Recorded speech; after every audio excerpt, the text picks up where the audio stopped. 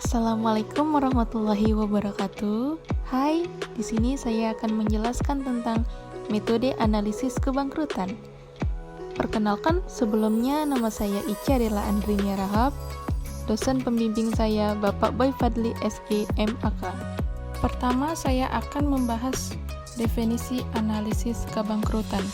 Analisis kebangkrutan adalah analisis untuk memperoleh tanda-tanda tentang kebangkrutan. Berikut ini contoh dari analisis kebangkrutan. Perusahaan yang berusia lebih dari 200 tahun itu akhirnya mengajukan kebangkrutan dan menjadi kebangkrutan terbesar di Wall Street setelah kebangkrutan Lehman Brothers pada September 2008.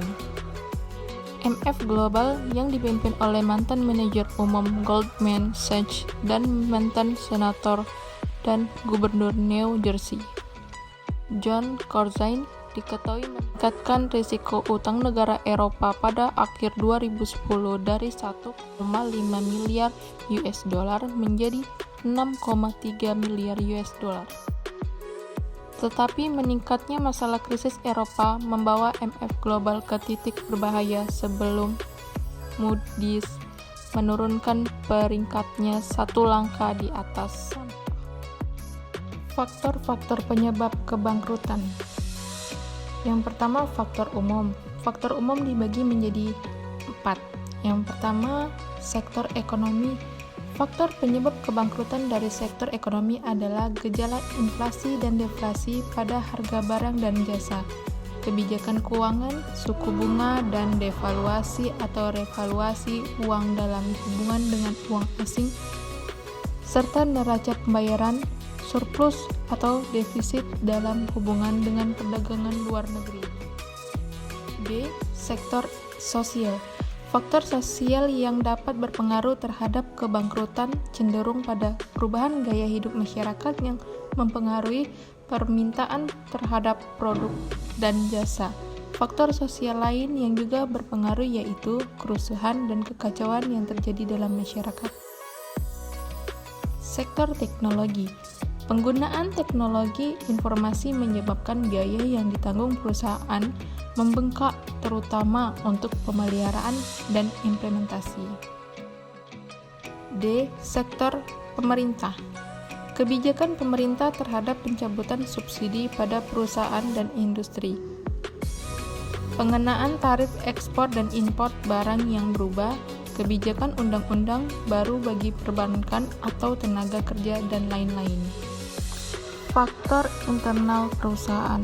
Faktor-faktor yang menyebabkan kebangkrutan secara internal adalah sebagai berikut. A. Ketidakseimbangan dalam modal yang dimiliki dengan jumlah piutang yang dimiliki. B. Manajemen yang tidak efisien dapat mengakibatkan kerugian terus-menerus yang pada akhirnya menyebabkan perusahaan tidak dapat membayar kewajibannya. C. Adanya kecurangan yang dilakukan oleh manajemen perusahaan bisa mengakibatkan kebangkrutan. Hal ini banyak dilakukan oleh karyawan, kadang oleh manajer puncak, dan hal ini sangat merugikan. Apalagi kalau kecurangan itu berhubungan dengan keuangan perusahaan. Kecurangan ini bisa berbentuk manajemen yang korup atau memberikan informasi yang salah pada pemegang saham atau investor. Faktor eksternal perusahaan.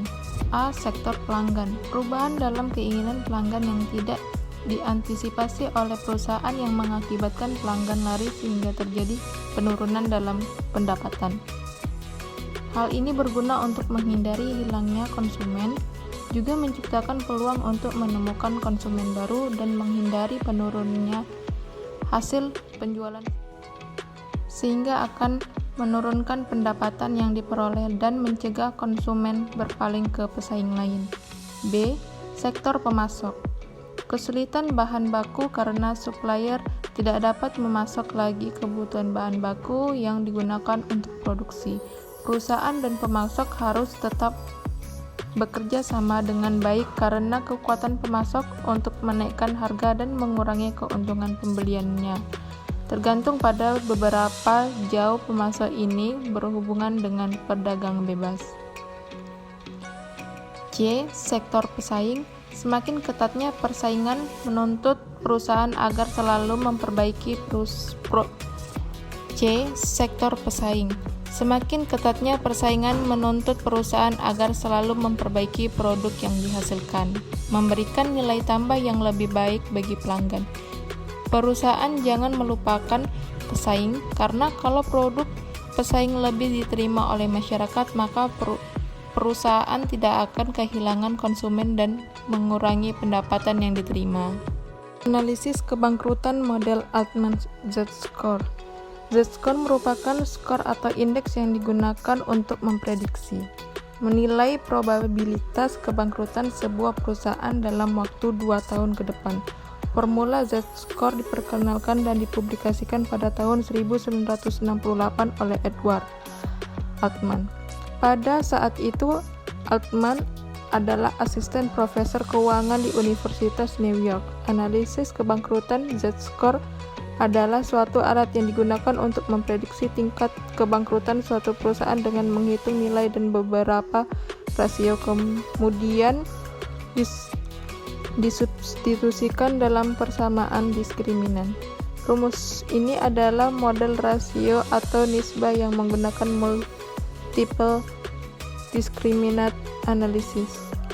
Z-score adalah skor yang ditentukan dari hitungan standar kali nisbah-nisbah keuangan yang akan menunjukkan tingkat kemungkinan kebangkrutan perusahaan. Analisis Z-score ini menggunakan 5 rasio keuangan untuk melakukan prediksi kebangkrutan perusahaan.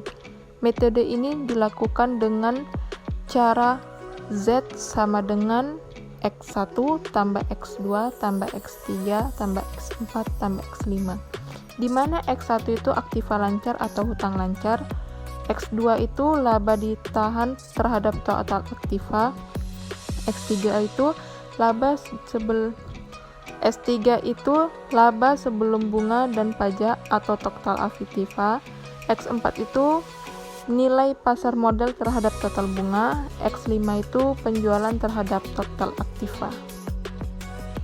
Analisis keuangan biasanya dilakukan dalam bentuk rasio-rasio Foster 1986 menyatakan 4 hal yang mendorong analisis laporan keuangan dengan model rasio keuangan, yaitu: pertama, untuk mengendalikan pengaruh perbedaan besaran antar perusahaan atau antar waktu.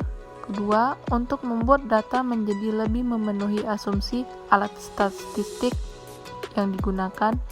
Ketiga, untuk menginvestigasi teori yang terkait dengan rasio keuangan.